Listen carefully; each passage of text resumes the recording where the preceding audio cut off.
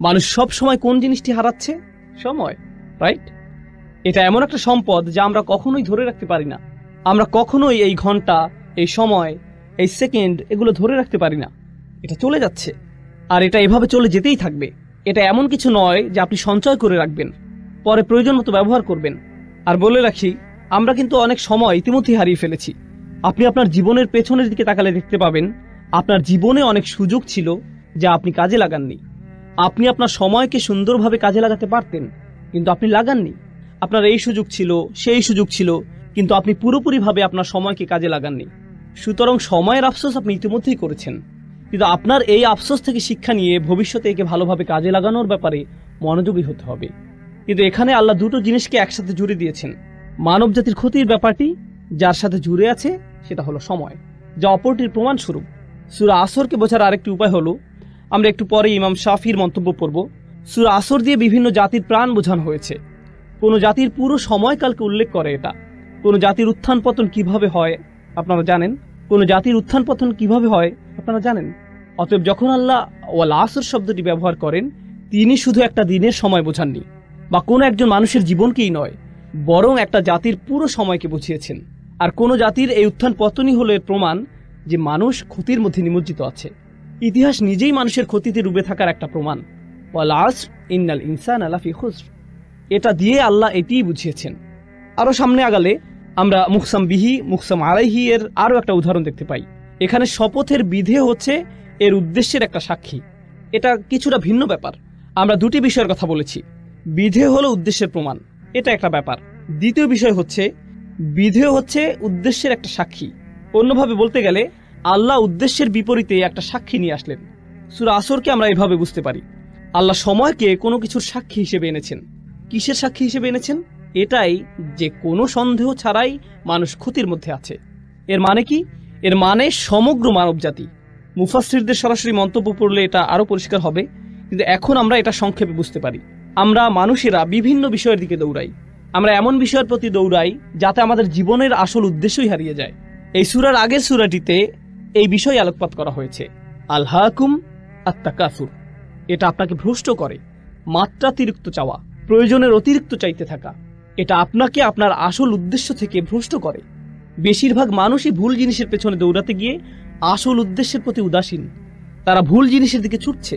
এখন আমরাই কি প্রথম মানুষ যারা সম্পদের পিছনে ছোটে, বা সুন্দর বাড়ির প্রতি ছোটে, অথবা সুন্দরী কোনো মেয়েকে বিয়ে করতে আগ্রহী, ইত্যাদি ইত্যাদি? যাই হোক, আমরাই কি প্রথম মানুষ যারা এসবের পেছনে ছুটছে, নাকি পূর্বের মানুষেরাও এসবের পেছনে ছুটেছে? তারাও ছুটেছে। তারা এগুলোকে সফলতা ভেবে এসবের পেছনে ছুটেছে। যখন তারা এগুলো পাবে তারা সফল হবে।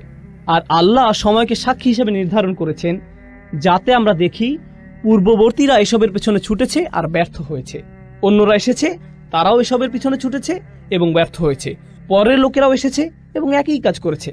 হাজার বছর ধরে শত শত প্রজন্মের লোকেরা একের পর এক এই একই কাহিনী চলে আসছে। আল্লাহর এক অসাধারণ সৃষ্টি এইসব ঘটনা অবলোকন করছে। এটা একের পর এক এসবের সাক্ষী হয়েছে, আর আমাদের বেলায়ও এমনটা ঘটেছে। অন্যভাবে বললে মানব জাতির করুণ পরিণতির সাক্ষী হচ্ছে সময়। পরিশেষে আল আসর শব্দটির ব্যাপারে বলবো, আমরা এর ভাষাগত বিশ্লেষণে গেলে এটা আরো পরিষ্কার হবে, তবে আমরা এখনো এর সারাংশ পর্যালোচনা করছি। এর সারাংশের আরো একটি ব্যাখ্যা হলো, আসরের অন্যতম অর্থ হলো এমন সময় যা শেষ হয়ে যায়, বা শেষের সময়। এমনকি আসরের নামাজও দিনের শেষাংশে পড়া হয়, তাই না? যখন সময় শেষ হয়ে যায়।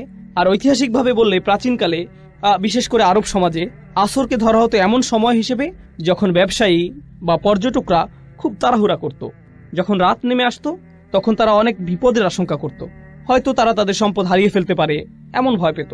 সুতরাং বেশিরভাগ হাসাল এবং বাসাল হতো আসরের সময়। সেটা ছিল সবচেয়ে ব্যস্ত এবং তাড়াহুড়ার সময়। এমনকি এটাও শপথ হিসেবে নেওয়া হয়েছে। আল্লাহ দিনের অন্যান্য সময় শপথ হিসেবে ব্যবহার করেছেন। তিনি বলেন, অসুবহি ইযা আসফার ওয়াল ফাজরি ওয়া লায়ালিন আশর ওয়াদ দুহা। এগুলো দিনের বিভিন্ন সময়ের বর্ণনা। আল্লাহ দিনের ভিন্ন সময়ের বর্ণনা দিয়েছেন। তিনি দিনের বিভিন্ন সময়ের কসম করেছেন। এমনকি ওয়ান নাহারি ইযা তাজাল্লা, রাইট, দিনের বেলার বর্ণনা। কিন্তু আসরের বর্ণনার বিশেষত্ব হচ্ছে এটা এমন সময় যা দিয়ে তাড়াহুড়া করা বোঝায়। অন্যভাবে বলতে গেলে এই সূরার সামনের দিকে আমরা পড়ব, আল্লাহ আমাদেরকে যা করতে বলেছেন তা সম্পূর্ণ করার জন্য আমাদের অনেক সময় হাতে নেই। এটা একটা জরুরি অবস্থার মতো। যা করার তাড়াতাড়ি করতে হবে, কারণ আমরা আমাদের জীবনের ভোর পার করে এসেছি, আমাদের জীবনের সূর্যাস্তের সময় ঘনিয়ে আসছে। সুতরাং আমাদের যা করার এখনই করতে হবে। আমাদের সময় শেষ হয়ে যাচ্ছে, সময় ফুরিয়ে যাচ্ছে। এই ধারণাটি ছোট একটা শব্দ আল আসর দিয়ে বোঝানো হয়েছে। সুতরাং এই শপথের শেষ মাহাত্ম্য হচ্ছে এতে তাড়াতাড়ি করার কথা বলা হয়েছে। এখানে বেশ কজন আলেমের মধ্যে মুফতি মুহাম্মদ শফি অন্যতম, যিনি সূরা আসরের মানুষের যে ক্ষতির কথা চিত্রিত হয়েছে তার তুলনা করেছেন এমন একজনের সাথে যে বরফ বিক্রি করছে। প্রাচীনকালে তো ফ্রিজ ছিল না, তাই না? সুতরাং বরফ বিক্রেতার তো খুব বেশি সময় নেই, আর এটা দ্রুত গলে শেষ হয়ে যাচ্ছে। তাকে এই সময়ের মধ্যেই ক্রেতার কাছে পৌঁছাতে হবে এবং এগুলো বিক্রি করতে হবে। আর যদি সময় ফুরিয়ে যায় তাহলে এই সকল পরিশ্রম বৃথা যাবে। অতএব তার যে কাজ তা তাড়াতাড়ি সম্পন্ন করতে হবে। এই সূরার মাঝের আয়াতের সারাংশ নিয়ে আমরা পরে আলোচনা করব। শেষ আয়াতটি নিয়ে একটা কথা এখানে বলতে চাই। মূলত সূরা আসরের শেষ আয়াতটিতে 4টি অংশ আছে, এমনটি ভাবা হয়। অবশ্যই সহজ করে দেখলে এমনই মনে হবে। ইল্লাল্লাযীনা আমানু প্রথম অংশ, আমিলুস সলিহাত দ্বিতীয় অংশ, ওয়াতাওয়াসাউ বিল হক তৃতীয় অংশ, ওয়াতাওয়াসাউ বিস সবর চতুর্থ অংশ। তাহলে এখানে 4টি শর্ত রয়েছে। প্রথম শর্ত হলো যারা ঈমান আনবে, দ্বিতীয় হলো যারা সৎ কাজ করবে, ভালো কাজ করবে, তৃতীয় হলো তারা তাদের সর্বোচ্চ চেষ্টা দিয়ে একে অপরকে সত্যের কথা বলবে, চতুর্থ হলো ধৈর্যের ব্যাপারেও তারা একই কাজ করবে। এগুলো হলো উল্লেখিত 4টি শর্ত। কিন্তু এর সারাংশ বোঝার জন্য আমরা এখন যে বিষয়টি বুঝবো তা হলো এই 4টি বিষয় হচ্ছে আসলে একটা বিষয়। এদেরকে দেখতে 4টি আলাদা বিষয় মনে হলেও এগুলো আসলে একটা বিষয়। এগুলো হলো লাজিম ও মালজুম। এগুলো আবশ্যিকভাবে একটা অপরটির সাথে যুক্ত, এগুলোকে আসলে আলাদা করা যায় না।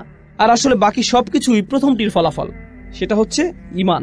প্রথম যে বিষয়টি বলা হয়েছে তা হলো ঈমান, আর এরপর আরো 3টি বিষয় বলা হয়েছে।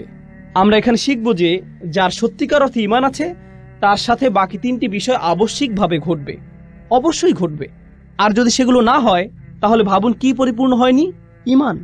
অতএব কেউ যদি তার ঈমান আছে কিনা পরীক্ষা করতে চায়, সে সূরা আসরে বর্ণিত ঈমানের ন্যূনতম পরিমাণ যাচাই করে দেখতে পারে। ঈমানের ফলাফল কি? কেউ ঈমান আনলে এর পরে কি ঘটে? আমিলুস সলিহাত তাওয়াসাউ বিল হক তাওয়াসাউ বিস সবর। যদি এই বিষয়গুলো না ঘটে তাহলে নিশ্চয়ই ঈমানের কোথাও ঘাটতি আছে। আর বলে রাখি, এই সবগুলোই একটি অপরটির সাথে গভীরভাবে জড়িত। ধরা যাক আপনি যদি দ্বিতীয় পয়েন্টটি নেন, আমিলুস সলিহাত, তারা সৎ কাজ করে। এরপরে কি আছে? তারা সত্যকে উপভোগ করে। তারা ভালো কাজ শুধু নিজেদের মধ্যে রাখে না, প্রচলিত অর্থে এই ভালো কাজ অন্যদের মধ্যেও ছড়িয়ে দেয়, সত্যকে অন্যদের মধ্যে ছড়িয়ে দেয়।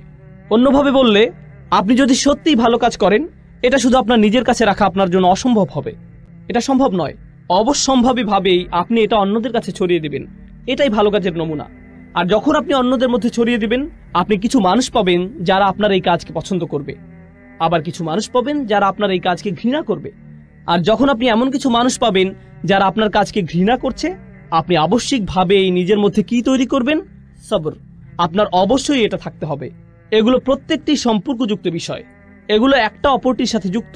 আর সামনে এগুলো নিয়ে আমরা আরো যাচাই করবো ইনশাআল্লাহ তাআলা। এই জন্য এই সূরাটি ঈমানের বিভিন্ন ফলাফলকে সবচেয়ে সুন্দরভাবে ফুটিয়ে তোলে, যা কোরআনে 2-1 বার এসেছে। কখনো আল্লাহ বলছেন আল্লাযীনা আমানু, আল্লাযীনা আমানু, শেষ, ব্যাস। কারণ বাকিটুকু কি?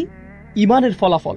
সুতরাং আপনি যদি ঈমানকে ভালোভাবে বুঝতে পারেন তাহলে বাকিটুকু এমনিই বুঝে যাবেন। কখনো আল্লাহ একটু বাড়িয়ে বলেছেন আল্লাযীনা আমানু ওয়া আমিলুস সলিহাত, 2টি বিষয় বলা হয়েছে। কিন্তু এই সূরায় তিনি 2টি বিষয় বলেননি, তিনি 4টি বিষয় বলেছেন। আর আপনি যদি লক্ষ্য করেন, এগুলোর মধ্যে শেষের 2টি কি? তাওয়াসাউ বিল হক তাওয়াসাউ বিস সবর। এগুলো হলো মূলত কাজের বর্ণনা, এগুলো কাজ। সুতরাং আমিলুস সলিহাত একটা কাজ, তাওয়াসাউ বিল হক তাওয়াসাউ বিস সবর এই 2টিও হলো আমল, আমালাইন, এই 2টিও কাজ। অন্যভাবে বললে আমরা এখানে জানতে পারলাম যে আল্লাহ 2টি কাজের প্রতি আলোকপাত করেছেন। আমি গতকালও এটা নিয়ে বলেছি, আল্লাহ এখানে এমন 2টি বিষয়ের প্রতি আলোকপাত করেছেন যা সাধারণত মানুষ এড়িয়ে যায়। যখন তারা ভালো কাজের চিন্তা করে, যখন তারা ভালো কাজ করতে চায়, এগুলো তারা সাধারণভাবে ভাবে না। তাই এখানে এই 2টি বিষয় পরিষ্কারভাবে বলে দেওয়া হয়েছে, যাতে মানুষ বুঝতে পারে যে এগুলো হচ্ছে ন্যূনতম। তাওয়াসাউ বিল হক তাওয়াসাউ বিস সবর, এগুলো সাথে জুড়ে দেওয়া হয়েছে।